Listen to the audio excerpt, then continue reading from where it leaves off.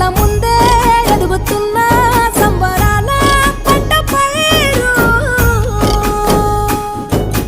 వంద గడపల మందన పల్లె గోడ గట్టని గూడు నా పల్లె చెరువుల తుల్లటి జల్ల షాపోలే